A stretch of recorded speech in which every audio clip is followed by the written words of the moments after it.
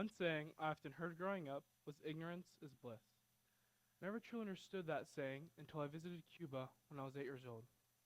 It had been a while since I last saw my abuela, and it was my first time being back since I was a toddler. I was excited.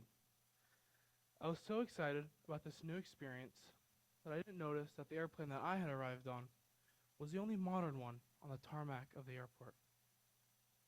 I didn't notice the extraordinary differences between the brand new Kia we had rented and the worn down Soviet cars and the rusted American classics sparsely driving alongside. I would gawk at the horse and carriages that rode by on the sides of the road that came more often than other cars.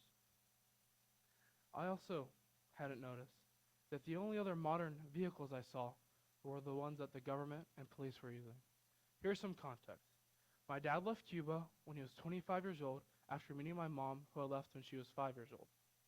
My dad would send money to my abuela, ensuring that she had money to live comfortably, and that is why she had a nicer home in comparison to those just a few blocks away. That is why it wasn't until a walk I took with my cousin to his house where I noticed the stench in this river, where I saw people bathing themselves and washing their clothes. I was 8 years old. I didn't understand what I was seeing. I couldn't comprehend what I was seeing. As I kept walking, I saw homes of old roofs and just old brick. I saw people standing in line for a loaf of bread. For hours, they waited in the sweltering Cuban sun. They waited endlessly and endlessly for something that we throw away once we get to the ends of. Our ignorance comes from our privilege to learn, to get an education regardless of who we are, to drink clean water, to be able to share ideas like I'm doing now. Seeing that river was the moment in which the mask of bliss that I had been born with was violently torn off as I saw how others not only lived day to day, but existed. But our privilege goes beyond much more than where we live, what we drive, how big our house is, or just how fortunate we are. That is because most of our privilege is simply rooted in our inalienable freedoms that many would consider alien in their own country. We have the freedom to vote. We have the freedom to express ourselves. We have the freedom to be ourselves. In Cuba and in too many places around the world, you can be jailed for saying what you believe, jailed for speaking about who you are, and jailed for speaking about what you care about. I believe that by addressing our ignorance in 3 steps, we can address our outlook on privilege both here and abroad. Now you might be wondering what you got yourself into. This is not going to be a shame session or a guilt trip, I promise. But if we choose to remain ignorant and we choose not to use our privilege for good, then how will we improve as a country, as people, as a community, but more importantly, as a planet? My goal is to help everyone realize their privilege, but more importantly, how we can use our privilege to address our ignorance. I'll break this down into 3 straightforward steps that allow us each and every day to use our privilege for good. The first step is to read.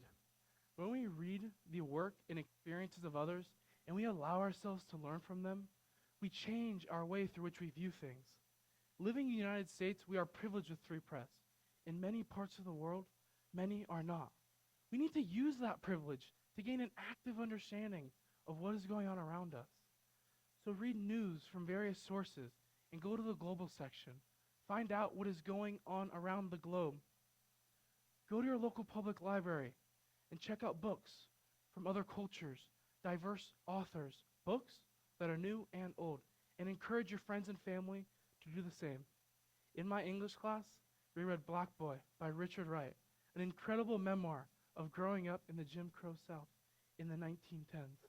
His yearning for education and for a better life taught me that if your will is strong enough, you can triumph through any circumstance. His story led me to read Educated, a memoir by Tara Westover, which highlighted the importance of knowledge in creating our own lives.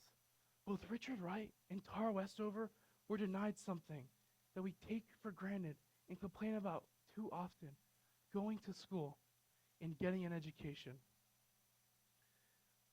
We have the freedom to read. We have the freedom to read no matter what we want, like no matter what we choose to read. So read what induces empathy and compassion in yourself for others' experiences. The second step I have to offer is to listen. When we listen to those who have experienced things that we have not only do we gain a better understanding of their experience, but we also gain a better understanding of who they are. Well, you must not simply listen. You must listen actively. Active listening means thinking of questions, responding physically, taking stock to what is being said, hearing not only the words, but the emotion behind the voice. My voice is giving me the opportunity to share this with you all today because we live in a country that protects our voice. We must use our active voice and we must listen actively to those that we don't understand. When we actively listen, we are empowering someone to use their voice. And when we empower others to share their voice, experiences, passions, and ideas, we are truly using our privilege for the best reason possible, elevating each other's stories. But I believe that we've forgotten how to listen to each other. We need to listen to others not for who they are or what they represent, but for who they are in general. They are a fellow human being. They deserve to be listened to based on our shared humanity. We can create a better world when we listen. We get to empower and shape others' ideas. And that is why we need to listen actively. The third and final step I have to offer is to speak. When we speak to those who are voiceless, they can't speak back. We need to speak because it is our greatest privilege. Our greatest privilege is our freedom of speech. My parents were both born in a country that did not protect their voice. Their voices were limited. They could not speak out against their government. But their voices and ours are more than just our words. Our voices are our ideas, our passions, our emotions, our ability to love, and the one thing that truly makes us human. When someone is stripped of who they are stripped of who they are and who they can become. We need to use our voice. We need to speak for those who cannot speak for themselves. Have conversations, have debates, have talks. Communicate with others because you can. Our voice is everything. Let's use it. Now, these steps may seem simple, but when we combine them all, we create the opportunity for productive conversations where we can bring awareness, create connection, or just experience joy. When we turn away from evil by not seeing it, not hearing it, not speaking about it, we fail to recognize those who cannot read about it, who cannot listen about it, who cannot speak about it, who are most hurt by our failure to recognize their struggle. And we fail our common humanity. We need to use our privilege to understand those who do not have our same privileges. When we use all of these steps, we can create experiences with others. We get to bring joy. When we use those steps, we are empowering those who cannot do those things. So let's read the experiences of others. Let's listen actively to everyone, regardless of who they are. And let's listen and speak to those we care about what we care about. Thank you.